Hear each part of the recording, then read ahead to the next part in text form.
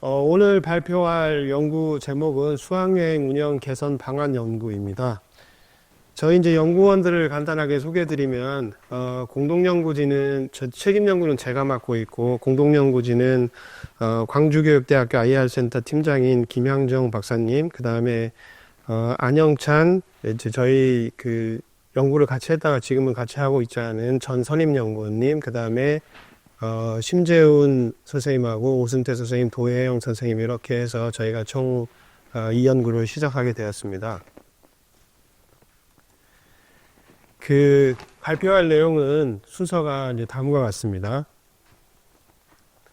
연구의 필요성과 목적에 대해서 간단하게 설명을 드리도록 하겠습니다. 수학여행의 교육적 가치는 되게 큰 부분들이 여전히 존재하고 있지만 여러 가지 이유 때문에 수학여행을 폐지해야 된다라든지 아니면 수학여행이 필요 없다라고 생각하는 분들이 되게 많아지고 있는 상황입니다. 예를 들자면 가족 단위 여행이 증가해서 굳이 수학여행에 가지 않아도 된다라고 생각하는 분들이 많이 있고, 그 다음에 안전사고 문제 같은 것들이 많이 발생을 해서 그런 부분 때문에 쉽게 수학여행을 결정하는 게 필요한가라는 그런 것들. 그 다음에 수학여행 프로그램의 운영의 문제점은 수학여행 프로그램이 대규모로 운영되다 보니까 다양한 프로그램을 운영하기가 사실 어렵다는 점. 그 다음에 단순 체험활동 위주로 짜여 있어서 교육적 가치를 가지는 것에 대한 한계점이 있다라고 보고 있습니다. 그래서 수학여행의 새로운 교육적 의미의 탐색이 필요하다라고 봤고, 그 다음에 그걸 통해서 교육 수요자가 수학여행의 운영에 대해서 어떤 인식 체계를 가지고 있는지에 대해서 조사를 실시하고 그걸 토대로 해서 수학여행 개선 방안을 마련하는 게 이 연구의 목적입니다. 연구 방법 이런 것은 넘어가고, 이론적 배경은 간단하게 수학여행 어떻게 생각하고 있는가. 수학여행이라고 하는 것은 학교 밖에서 이루어지는 교육활동, 학교 안에서 이루어진 교육활동을 실제 교육 현장에서 체험할 수 있도록 하는 교육활동으로 학교 교육과정의 연장이라고 보는 게 일반적으로 수학여행에 대한 개념, 정의입니다. 수많은 사람들이 다양한 방식으로 이 수학여행을 정의를 하고 있고, 그 내용은 다음과 같습니다. 종합해 볼 때 수학여행이라는 것은 교실에서 학습 활동으로 습득한 지식을 직접 현장에서 확인할 기회가 되고, 학교 교육에서 얻을 수 없는 지식, 기술을 터득할 수 있는 중요한 교육 활동이며, 국가에 대한 흥미와 동기를 강화하고 역사, 문화, 유적 및 산업시설을 견학함으로써 새로운 지식을 터득할 수 있는 기회와 다른 지역의 문화를 이해함으로써 문화인으로서 성장할 수 있는 기회를 제공하는 게 크게 봤을 때 수학여행의 최종적으로 정의라고 할 수 있습니다. 수학여행의 효과는 여러 가지가 있을 수 있는데, 크게 따져보면 정서적 효과, 인지적 효과, 사회적 효과, 문화적 효과. 정서적 효과는 대인관계나 긍정적인 자아 개념을 가진다든지, 스트레스를 해소한다든지 이런 부분이고, 인지적 역량은 학습 능력의 향상이라고 보면 되겠습니다. 그 다음에 사회적 역량은 공동체의 역량이라든지 이런 것과 연결될 수 있다고 생각하시면 되고, 문화적인 역량은 지역사회에 대한 이해, 국제적인 이해 능력, 그 다음에 지식의 증진, 이렇게 볼 수 있습니다. 수학여행의 문제점들은 여러 가지가 있는데, 이런 것은 내용을 참조하시면 되겠습니다. 그래서 요런 이론적 배경을 토대로 해서 저희가 이제 시사점을 한번 도출해 봤는데, 교육적 의미를 회복하기 위한 조건들이 뭐가 있을까? 필요성과 목적을 좀 명확하게 할 필요가 있다라고 하고, 그 다음에 수학여행 프로그램들을 교육과정과 연계해서 진행하는 게 필요하고, 수학여행의 주체를 누구로 둘 것인지도 매우 중요하다고 생각합니다. 지금은 교사 주도로 주로 이루어지고 있는데, 학생을 주체로 받아들인다든지 학부모를 주체로 받아들이는 문제들. 그 다음에 지금은 대규모 여행이 되게 많은데, 소규모 테마 여행을 한번 하는 것들도 생각해보고, 참가 비용이 지금 사실은 되게 많이 드는데, 물론 지원을 하긴 하지만 참가 비용을 최소화하는 방안, 그 다음에 안전사고에 대한 대비하는 방안, 그다음에 수학여행 아까도 말씀드렸지만 수학여행에 대해서 부정적인 폐지론이나 무용론이 되게 많이 이루어지고 있는데 그런 부분에 대해서 이제 어떻게 그거를 극복할 것인지에 대해서 생각을 해보면 기획 과정에서 뭐 학생의 의견을 많이 반영한다든지 그다음에 대규모 여행보다는 소규모로 전환한다든지 그다음에 현장과 뭐 다양한 프로그램을 사전에 개발해서 운영을 한다든지 이런 부분들을 고려해 볼 필요가 있다고 생각합니다. 그래서 이제 수학여행의 울산에서 현재 운영되고 있는 수학여행의 현황에 대해서 간단하게 조사를 해봤고, 그 다음에 업무 담당자인 교사들을 면담을 통해서 수학여행에 대해서 어떻게 생각하고 있는지를 1차적으로 분석을 해보았습니다. 여행 지역, 그 다음에 여행 기간, 이동 수단, 뭐 이런 것들, 그 다음에 여행 비용, 그 다음에 어느 시기에 주로 가는 것이 필요한지, 뭐 이런 것들을 다 조사를 해봤습니다. 이게 기존에 있는 데이터들을 활용해서 분석을 해본 결과, 사실 2019년에 같은 경우는 초등학교는 경기 충청 지역이 굉장히 90.1%라는 굉장히 많은 겠지만, 코로나 이후에는 코로나 시기인 2021년, 2020년, 2022년 사이에는 지역 내 요 반경 안으로 주로 많이 다니게 되었고, 그 다음에 2023년에는 다시 회복세를 보여서, 지역 내가 아니라 지역 외로 좀 증가하는 추세를 보였습니다. 여행 기간도 2019년에는 2박 3일이 많았던 반면에 2022년과 2023년에는 당일이 좀 많아, 초등학교 같은 경우는 그렇습니다. 그 다음에 이동수단은 사실 초등학교는 거의 다 버스가 주를 이루고 있다고 생각하시면 될 것 같습니다. 그 다음에 참가 인원 규모는 초등학교 같은 경우는 좀 소규모 학교들이 많이 좀 몇몇이 있고, 그 다음에 중규모 학교들이 있는데, 초규모 학교가 35.0%로 가장 많이 있었던 것 같고요. 소규모는 사실은 100명 미만이기 때문에 그렇게 생각을 하시면 되고, 그 다음에 운영 비용은 초등학교이기 때문에 사실 비용이 그렇게 크지는 않습니다.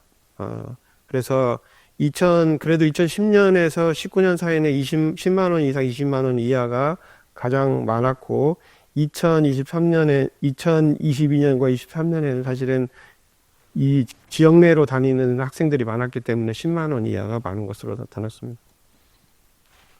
그 다음에 여행 시기는 사실은 이제 이게, 쌍봉 낙타처럼, 2019년에는 쌍봉 낙타처럼 그렇게 구성이 되어 있다가 2022년과 2023년에 약간 변화를 보였습니다. 그래서 특히 2022년 같은 경우는 후반기에 주로 몰려 있는 형태로 유지가 된 걸로 나타났습니다. 그 다음에 초등학교 같은 경우는 압도적으로 자체 운영하는 프로그램이 많았습니다. 외부 위탁하는 경우는 그렇게 크지 않은 걸로 나타났습니다.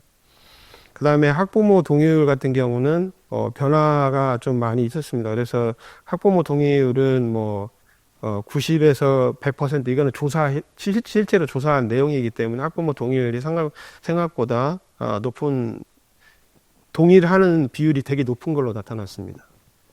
그 연도와 상관없이. 그 다음에 사고 같은 경우는 많이 일어나지 않지만 사고가 일어난 경우가 있어요. 그러니까 여기에 표시되어 있지 않은 부분은, 응답하지 않은 부분들은 빼서 그렇게 나온 부분입니다. 그래서 사실 무사고율이 좀 증가하고 있는, 그거 2019년에 2.5%가 일어났는데 골절과 화상 같은 게 좀 일어났고, 사고 경위와 대응 조치에 대해서 확인이 좀 필요해 보입니다. 저희 구체적인 내용들이 들어있지 않기 때문에 그런 부분.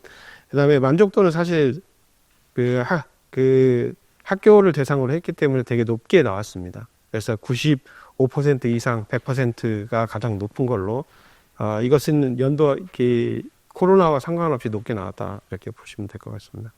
중학교 같은 경우도 비슷한 경향을 보이고 있고, 2019년에는 서울 경기 지역이 많았지만 2022년과 23년에는 이 지역 근교로 주로 많이 가는 걸로 나타났고, 그 다음에 2019년에는 2박 3일로 가는 학교들이 거의 100%였는데 2022년에는 당일이 제일 많았고, 그 다음에 2023년은 경향이 바뀌어서 2박 3일 가장 많았고 당일은 굉장히 줄어든 상황으로 나타났습니다.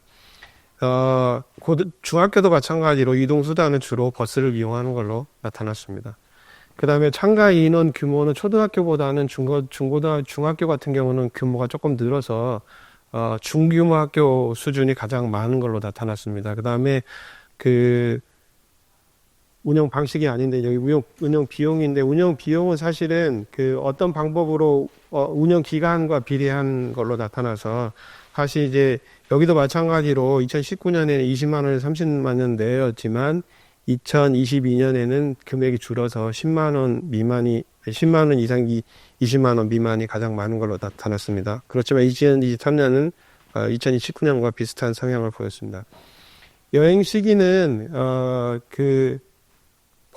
중학교 같은 경우는 사실은 그 1학기에 좀 집중되는 경향의 패턴을 보였고, 그런데 이제 코로나 이후로는 약간 패턴이 바뀌어서 후반기에 주로 몰려 있었지만 2023년에는 다시 그런 비슷한 패턴을 보이고 있습니다. 그 다음에 운영 방식으로는 중학교도 역시 그 외부 위탁보다는 그 자체 프로그램을 선호하는데, 코로나 이후로 이제 외부 위탁의 비율도 약간 증가하는 추세를 보이고 있습니다. 학부모 동의율은 실제로 갔다 온 것에 대한 동의율이기 때문에 되게 높은 걸로 나타났습니다. 사고 발생 현황은 여기도 마찬가지로 그렇게 큰 변화는 없는 걸로 나타났습니다. 만족도 같은 경우는 그 2022년을 제외하고는 여기도 마찬가지로 점차로 만족도 비율은 중학교는 증가하는 걸로 나타났습니다. 그다음에 여행 지역 같은 경우는 고등학교 같은 경우 여행 지역을 살펴보면 사실 고등학교는 제주도를 가장 많이 가는 걸로 나타났고, 그다음에 코로나와 상관없이 여기는 대부분 다 제주도로 많이 갔고, 그런데 코로나 상황 때는 이 지역에서도 좀 많이 그 수학여행을 다녔다라는 것들이 좀 특이한 점으로 나타났습니다. 그다음에 여행 기간은 2019년에는 2박 3일이 가장 많았는데 오히려 2022년과 23년에는 3박 4일이 가장 많은 걸로 나타났습니다. 그 다음에 고등학교는 사실은 제주도로 많이 가기 때문에 이동수단은 항공기 비율이 높은 걸로 나타났습니다. 그 다음에 참여 인원도 그 중학교하고 비슷한 패턴을 보였고, 운영 비용은 사실은 고등학교는 이제 제주도로 가거나 항공기를 이용한 그런 상황이 많았기 때문에 초등학교나 중학교보다는 비용이 상당히 높았고, 2023년에는 60만 원 이상이 49.1%로 높게 나타난 상황이 보였습니다.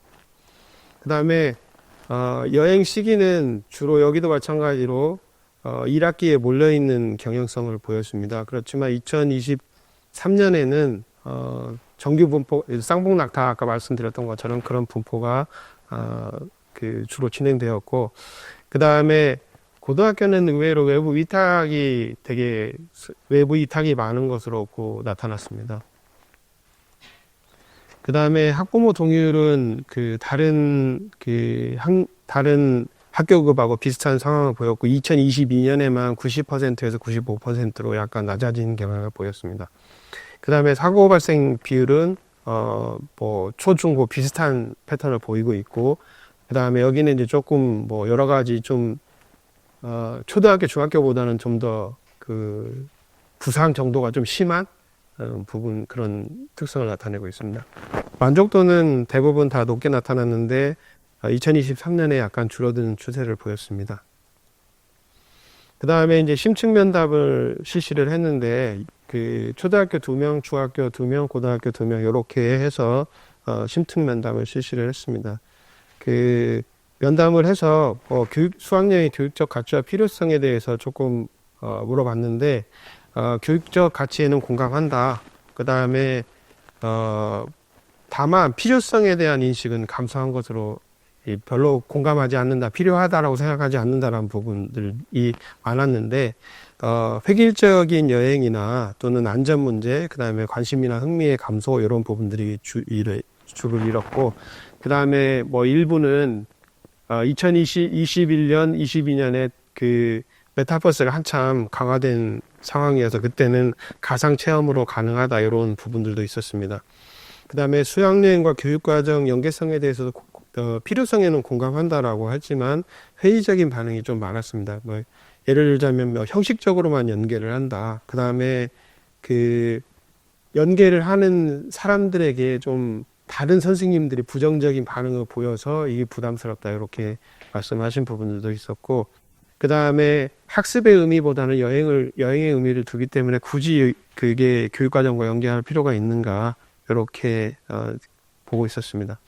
그 다음에 수학여행 프로그램을 뭐 기획하고 이런 것들이 이런 절차대로 진행이 되는데 대부분 뭐 기존 프로그램을 답습하거나 새로운 프로그램을 구성하는 과정이 있는데, 왜 기존 프로그램을 답습하느냐 이렇게 물어봤을 때 장소 섭외와 숙박시설 예약이 어렵다라고 하는 그런 문제, 그 다음에 새로운 프로그램을 구성하는 부분에는 학교 사정에 맞게 뭐 프로그램을 재구성한다든지 이런 부분들이 좀 의미가 있다라고 생각해서 그렇게 했다라는, 그 다음에 프로그램 운영 방식은 앞에서 현황 조사를 한 것처럼 초등학교 같은 경우는 뭐 그 자체 프로그램을 선호하는 경향이 있었고, 중고등학교 같은 경우는 외부 위탁 프로그램을 선호하는 경향이 있다라고 조사 결과 나타났습니다.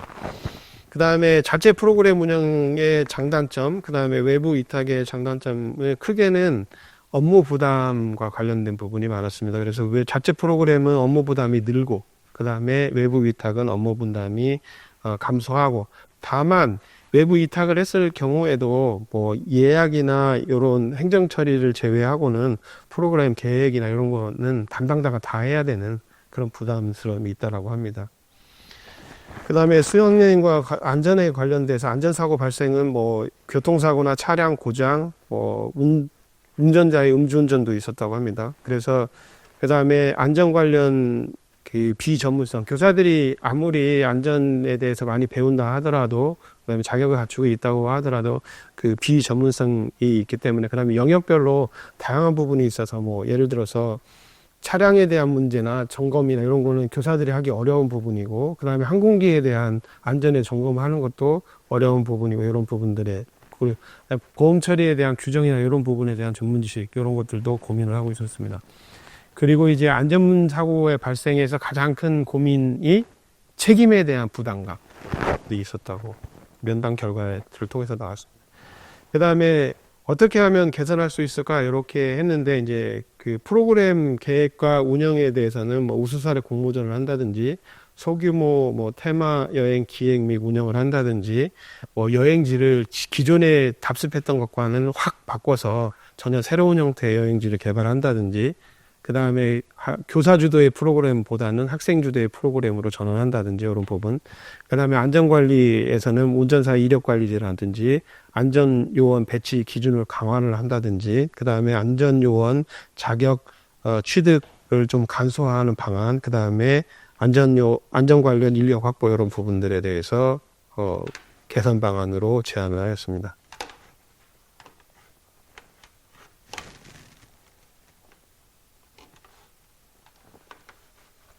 여기 안 들어오네. 다음은 그 수학여행 운영 인식 및 실태, 제가 요 부분도 이제 그 설문조사를 통해서 요 부분을 했는데, 영역은 요렇게 구성이 되었고, 그 다음에 설문 기간은 10월 30일부터 11월 5일까지 일주일간 실시를 했습니다. 조사 대상은 초, 중고 전 교사를 대상으로 했습니다. 내용은 아래와 같습니다. 그 다음에 응답자 현황은 다음과 같습니다.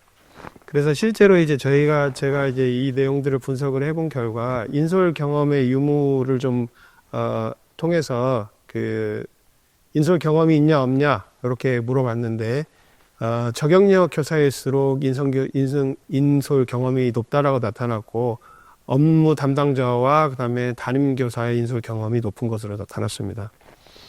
그 다음에 백을 할 수가 없다고 합니다.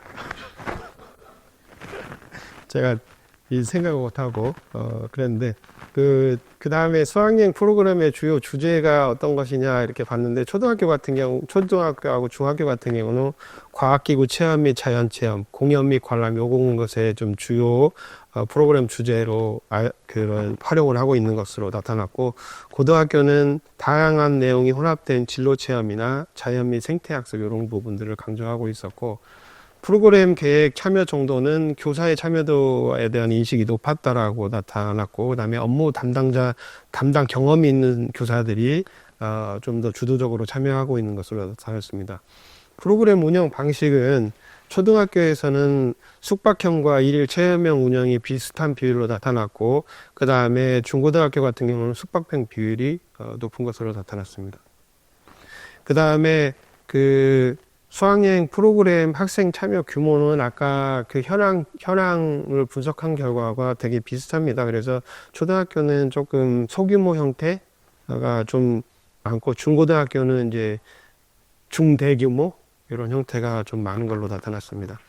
그 다음에 테마여행 실시 여부를 물었을 때는 사실 고등학교에서 소규모 테마여행 실시하는 비율이 높았고, 초등학교, 중학교 순으로 나타났습니다.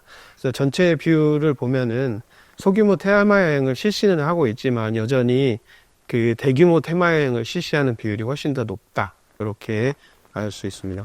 그 다음에 소규모 테마여행의 주제로는 어떤 것이 있는가, 이렇게 주요 주제가 뭔가 이렇게 물어봤는데, 초등학교는 문화예술, 과학탐구, 중학교는 문화예술, 역사, 전통, 과학탐구, 고등학교는 자연, 생태, 이색체험. 이색체험이 좀 특이한 부분이긴 했습니다. 고등학교 같은 경우는. 그 다음에 안전교육 실시 여부를 물어봤을 때 거의 다 대부분 전체가 안전교육을 실시하고 있다라고 대답했습니다. 모든 학교에 비해서. 그 다음에 안전교육 내용은 체험 및 프로그램 참여 시의 유의사항이 가장 중요하다고 인식을 하고 있었고, 그 다음에 교통, 숙소, 음식점 유의사항 안내라든지 비상연락망 및 상황보고 등으로 중요하다고 인식하고 있는 것으로 나타났습니다. 그 다음에 숙박형 수학여행의 어려움이 뭐냐, 이렇게 물어봤을 때 초등학교는 안전사고 및 책임에 대한 문제를 좀 중요하게 생각을 하고 있었던 것 같고, 학생관리는 특수학교하고, 사실 초등학교로 나올 줄 아는데 고등학교가 오히려 학생 관리에 대해서 좀 더 고민을 많이 하고 있는 것으로 나타났습니다. 그 다음에 이제 대규모 수학여행의 주된 효과는 무엇인가, 이렇게 물어봤을 때 대규모 수학여행은 비용 줄임이 용이하다라고는 특수학교하고 초등학교는 이렇게 많이 생각을 하고 있었고, 그 다음에 숙박이나 이동수단의 결정과 활용이 용이함, 요거는 초등학교가 비율이 높았습니다. 그 다음에 소규모 수학여행의 주된 효과로는 다양한 체험기의 제공은 초등학교가 가장 높았고, 그 다음에 학생과 학부모의 다양한 의견 반영 가능은 특수학교, 이렇게 고등학교 이런 순으로 나타났습니다. 그 다음에 외부 위탁을 왜 주냐, 이렇게 물어봤습니다. 주는 이유가 뭘까, 이렇게 물어봤는데, 초등학교 같은 경우는 정보나 전문성 부족보다는 시간이 부족해서, 그 다음에 중학교 같은 경우는 정보나 전문성이 부족해서, 고등학교 같은 경우도 시간이 부족해서, 이렇게 해서 전체적으로는 초등학교에서는 시간 부족에 대한 인식이 좀 강한 것으로 나타났습니다.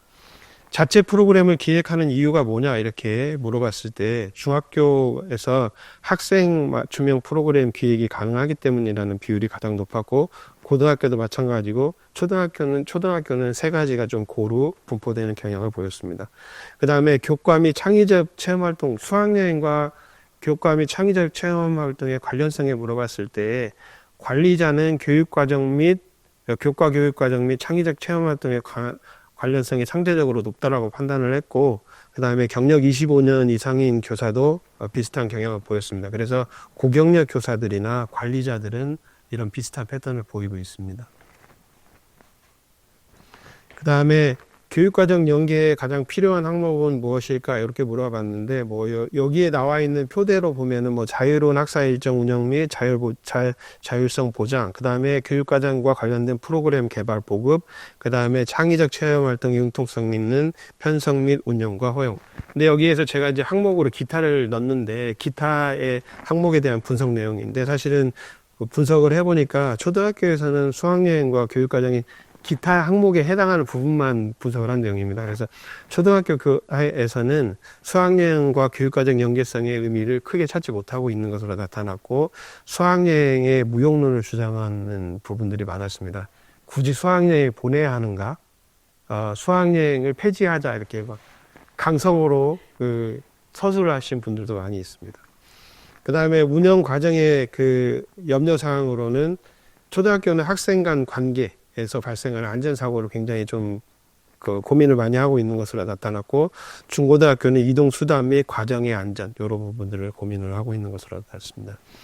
안전사고 발생의 가장 큰 원인으로는, 그 단체 관리에 따른 어려움, 학생의 부주의가 가장 큰 부분을 차지하고 있었고, 경력별로 따져보면 25년 이상의 교사들이 단체 관리의 어려움을 많이 호소하는 것으로 나타났고, 5년 미만의 교사들은 학생 부주의에 대해 따라서 안전사고가 많이 발생한다라고 보았습니다.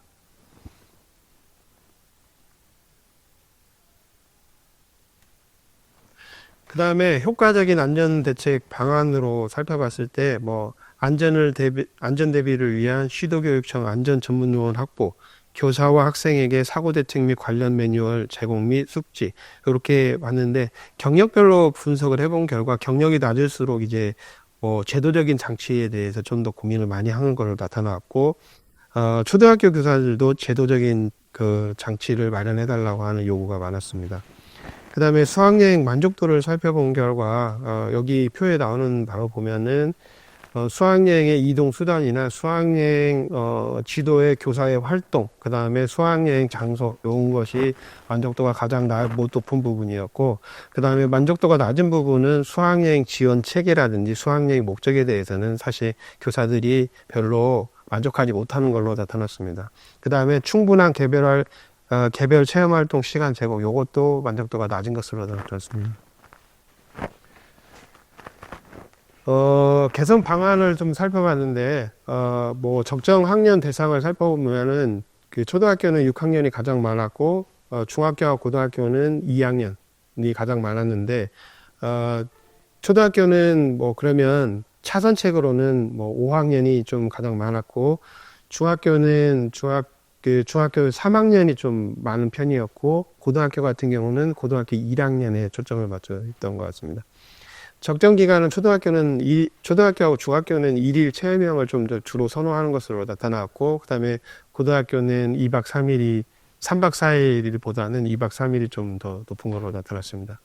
적정 장소로는 사실은 초등학교 교사들의 입장이니까, 지역 내에서 수학여행에 가는 게 좋겠다라고 많이 표시를 했고, 그 다음에 중학교는 그 국내 지역, 그 다음에 고등학교도 국내 지역, 이렇게 선호하는 것으로 나타났습니다.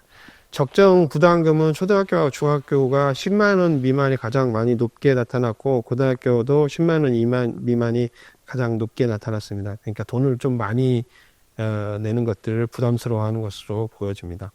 그 다음에 어떤 시기에 주로 가는 게 좋겠냐라고 물어봤을 때, 초등학교는 10월이 가장 높았고, 중학교는 5월, 고등학교도 5월로 이렇게 나타났습니다. 그 다음에 적정 인원의 참여수는 사실은 여기에 나타났듯이 높은 것보다는, 숫자가 많은 것보다는 적은 게 좋다, 이렇게 표현이 되었고요.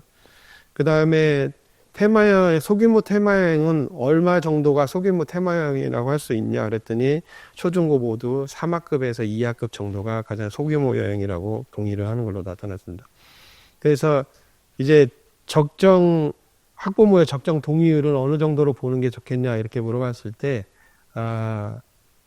수학여행 아까 무용론과 폐지론을 주장하는 교사들이기 때문에 가능한 한 높은 비율로 응답한 것으로 나타났습니다. 지원 및 개선 방안에 대해서 물어봤을 때, 초등학교는 수학여행 우수 사례 발굴 및 학교 지원센터의 수학여행 지원 기능 강화, 그 다음에 수학여행 운영 지침의 현실화, 이런 것들이 좀 주요 내용이었고, 중학교도 비슷한 부분이었는데, 다른 부분은 수학여행 프로그램의 소규모화, 이런 것들이 좀 필요하다. 고등학교도 비슷한 부분으로 보여집니다. 교육청 차원에서는 어떤 개선이 필요한가, 그 다음에 학교 차원에서, 이거는 서술형으로 물어본 내용인데, 교육청 차원에서는 어떤 개선이 필요하고, 학교 차원에서 어떻게 필요한가 그랬을 때, 인력 부분에서는 안전 및 관리요원 배치를 지원하거나, 예산 부분에서는 안전요원 배치를 위해서, 예산 지원이 확대되어야 된다. 그 다음에 책임 관련해서는 인솔교사의 책임을 좀 면제해 줬으면 좋겠다. 왜냐하면 안전사고가 발생을 하면 모두가 인솔교사의 책임이기 때문에 그걸 면책을 해주는 방안을 좀 고민을 해야 된다. 장소 선정 같은 경우는 지역 내 또는 경상권 소년의 권장하는, 이건 초중고 모두 비슷한 경향을 보였습니다. 그 다음에 준비 과정은 업체 및 수학여행 코스의 다양한 선택안을 제시하는 이런 부분. 그 다음에 계획 및 운영에는 가능하면 학교의 자율성을 보장해달라. 컨설팅을 많이 하는데 그 컨설팅 같은 걸 하는 시간보다는 학교의 자율성을 좀 제공을 해서 학교에서 좀 더 그렇게 추진할 수 있도록 지원해달라. 운영 방식은 숙박형에서 2일 체험형으로 좀 전환하는 게 필요하지 않나. 그 다음에 제도는 학생 관리 지원을 위한 법적 제도적 장치 마련이 필요하다라고 봤고, 수업 시수 인정 관련된 문제도 제기를 했습니다. 그 8시간 정도만 인정을 해주는데 그 내내 있는데 왜 8시간만 인정해주냐, 그걸 좀 확대하는 방안이 필요하다, 이렇게 제안을 한 분들도 있고, 그 민원 대응, 민원과 관련된 대응, 학교 지원센터에서 이런 걸 대진해줬으면 좋겠다. 경비 지원, 아까 말했던 것처럼 수학여행 경비가 최소화됐으면 바래서 경비 지원을 좀 상향했으면 좋겠다라는 부분이고, 그 다음에 지침을 좀 개선해서 1인 체험형을 보편화하는 지침을 좀 마련했으면 좋겠다라고 했고, 프로그램을 좀 다양화하는데 체험 프로그램을 좀 다양화했으면 좋겠다라는 부분. 특수학교 같은 경우는 인력 지원을 좀 요구를 했고, 그 다음에 안전사고, 소송비용 지원이라든지 이런 부분들도 요청을 했습니다. 네, 학교 차원에서는 교육과정 연계를 할 때 연계 프로그램 기획 및 운영을 좀 확대를 했으면 좋겠다. 그 다음에 행정 지원 같은 경우는 수학여행 관련 업무 협력 활성화를 좀 했으면 좋겠다. 행정실과 업무 활성화가 필요하다는 부분. 그 다음에 연수, 역량, 수학여행 코스를 개발한다든지 기획, 운영 관련 연수를 좀 해줬으면 좋겠다. 그 다음에 관행, 관성적으로 운영을 좀 지향하고 새로운 프로그램을 개발하는 게 좀 지향할 필요가 있다라고 했고, 차별화가 필요하다. 그래서 가족여행과 차별화 방안으로 봉사활동과 연계하는 교육활동. 가족여행과 비슷한 형태로 여행 중심으로 가니까 학생들이 절 참여를 하지 않은데, 교육과정과 연계를 하되 학생들에게 흥미를 끌 수 있는 방향으로 좀 개선을 해줬으면 좋겠다. 그래서 이게 개선 방안으로 제안을 하고 있는 것